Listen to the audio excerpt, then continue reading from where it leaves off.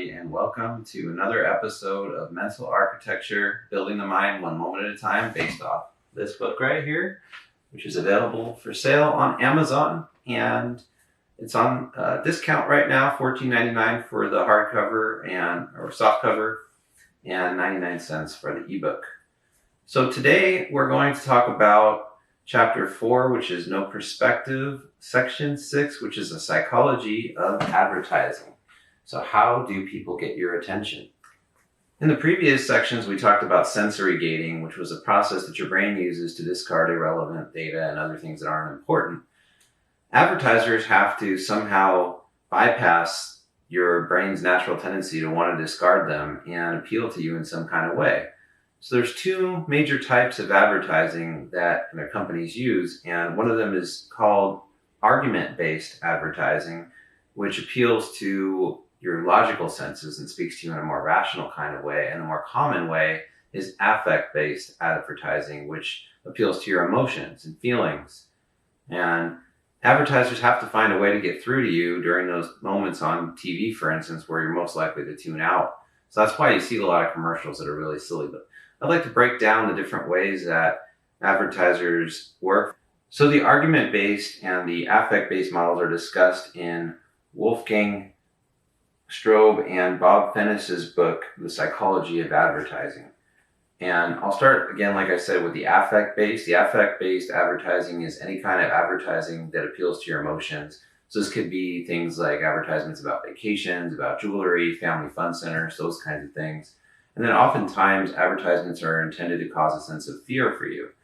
Subliminally, they don't want you to be aware that you're afraid because of the advertisement, but the fear response in people is very powerful and will cause them to take action or want to take action and change the circumstances so they can get away from whatever it is that they're scared of. So one of the most primal fears is physical fear. So when you see those medicine advertisements on TV, that shows people dancing around in La La Land when then they have to unfortunately list all those scary side effects. Those advertisements play to your fear of not feeling well and that their product, their medication can do something to turn things around. Another type of fear-based advertising is social fear.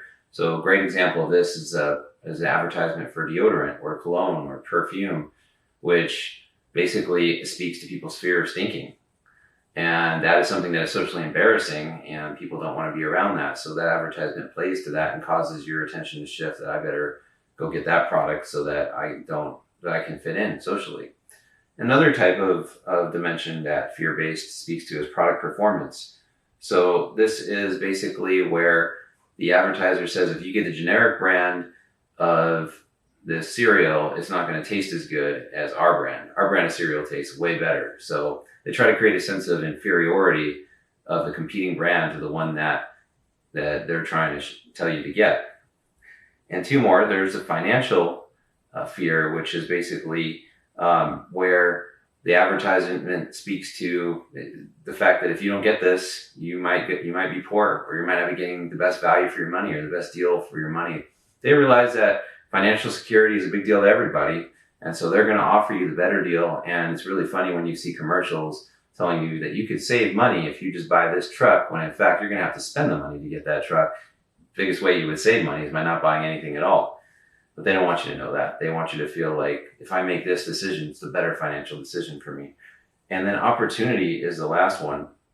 Opportunity kind of gives you a sense of urgency that if you don't buy this right now, this offer is only available for a limited time, might pass you up, and then you might live in regret. And most people don't want to live in regret. They won't want to think, what if I didn't act on this now? So those are the 5 common affect-based advertisement techniques to center around fear. The argument-based models, they're pretty straightforward. Like I said earlier, they appeal to your sense of logic. So these are going to be pretty straightforward advertisements about products that offer better durability, better quality. This could be something like a computer, kitchen appliances, things like that, even cars. And most of the time, though, an advertisement is not going to be strictly affect-based or strictly argument-based. The best kind of advertisements offer a blend of both. And I want to share a quote with you about why that's the case. if consumers invest too little thought into a product, their attitudes can be changed very quickly in the presence of a better advertisement from a competitor. So what Fennis says is that an ad invariably needs to break through an almost vegetative state of consumer media viewing and then deliver a powerful punchline that consumers need to respond to with a well-articulated and favorable stream of thought, strong emotions, and in a resource-active manner. So the best advertisements are going to get you to think, but not too much, and they're going to get you to feel, but not so much so that you could be easily swayed by another product. You have to have enough reasoning in there that if another advertisement comes along and makes you feel a little bit better, that in your brain you know that the product that you just saw is actually a lot better than the one that you're seeing in contrast to it. One of the greatest challenges that advertisers face is deciding how the consumer is going to behave when they see their ad or hear their advertisement. A lot of advertisers believe that consumers are very passive and then we should appeal more to their emotions instead of trying to bombard them with logic.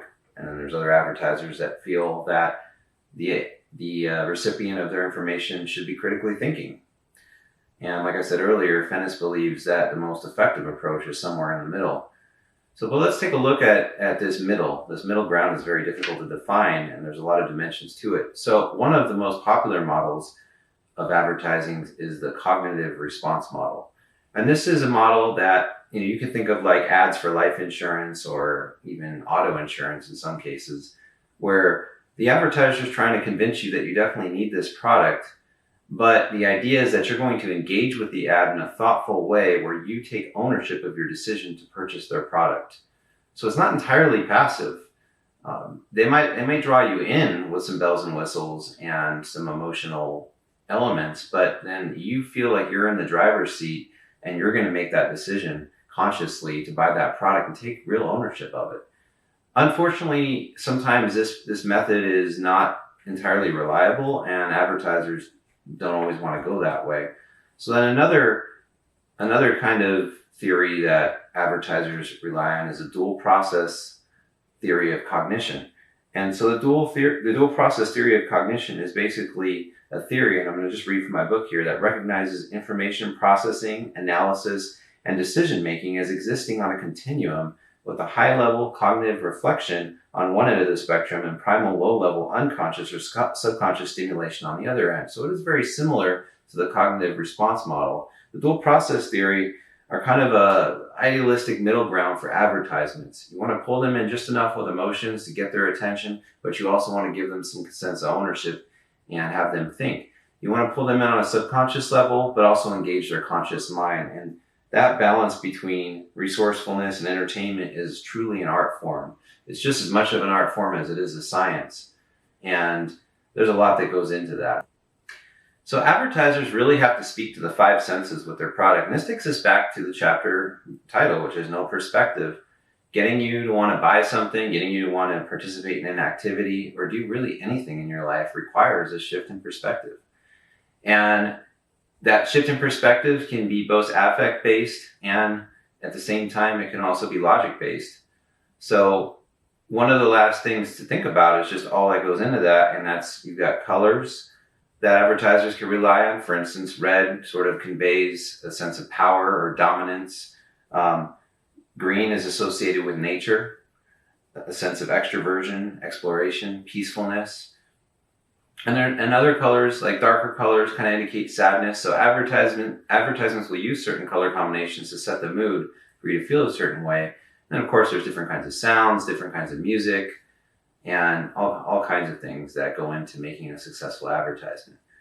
But the reason why I included this section in this book was not to really go off on a tangent about advertisements, but just to show that every day, whether it's on TV or through the media, through advertisements, or even in your own private conversations, there's a certain amount of persuasion that goes into trying to change people's minds about something and trying to shift their attention to whatever it is you want them to see, whether it's something about yourself, something you're saying. And you have to engage the five senses, and you can do it emotionally, you can do it logically, or probably the most effective way is some combination of both. So when we think about advertisements, we usually just think of the stuff that's in media, that's on TV, but advertisements occur in every single aspect of your life, whether you realize it or not. We're advertising ourselves every single day. We're trying to get attention from our friends, our family, and from people around us. So don't ever stop advertising. So that's it for today's video. Thanks for watching, and I'd like to invite you to subscribe, like, and comment below on my video. There'll be an end screen that'll show up here pretty soon with other videos you can watch on my channel, and I look forward to bringing you some new content soon. Take care, everybody. Have a great day.